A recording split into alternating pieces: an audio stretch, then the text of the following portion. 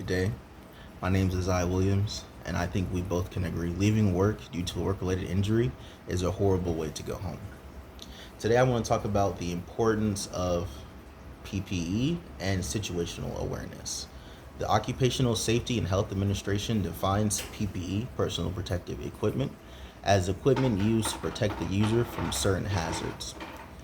I myself am an aircraft mechanic in the Air Force. I've been so for almost 9 years now. I've worked on a variety of different planes and machines, even though it might not be my job. However, I use all types of safety equipment or personal protective equipment. I use safety goggles. These are actually for my in-house use. I use ear defenders. I use rubber gloves, hard hats, steel toe boots, all types of safety equipment. If you can think of it, I've probably used it. The reason I believe this is so important is because, according to the National Library of Medicine, 60% of people report using PPE. However, 64.3% of people report having occupational related injuries. Now, while that might not be a large disparity, I do believe that a lot of those injuries could be prevented by just using PPE and the proper PPE, being aware of what to use. Now, it is the job of your employer to provide you with the proper information and tools to keep yourself safe. However, I believe with just a little bit more research and you being aware of your surroundings, you can protect yourself and prevent some of these occupational injuries. Excuse me.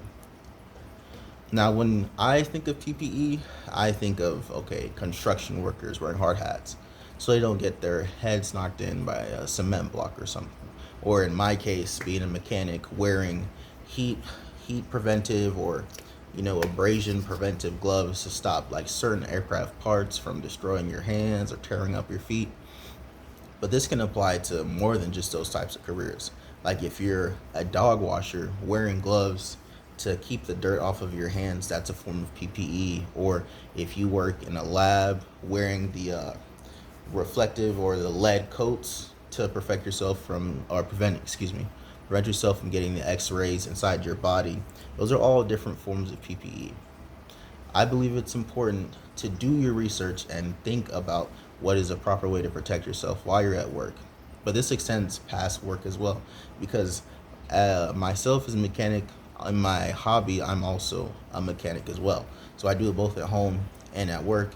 And there's been multiple times I've cut myself or injured myself, or my girlfriend comes out and there's a line of blood on the floor and she's freaking out trying to figure out what's going on. And honestly, it's my fault for not using the proper PPE. And though I know sometimes it's a bother to go out and get the right stuff or do the research, or it's just quicker to just go into what you want to do instead of doing it, I believe that just taking time to assess your situation will not only help keep you safe by wearing the proper PPE, but just in general. Going in blind is not the best way to solve your issues, and it usually does not turn out well. I've learned the hard way many, many, many, many times. Hopefully, this briefing will help you think a little bit about what can help you be more safe in your area.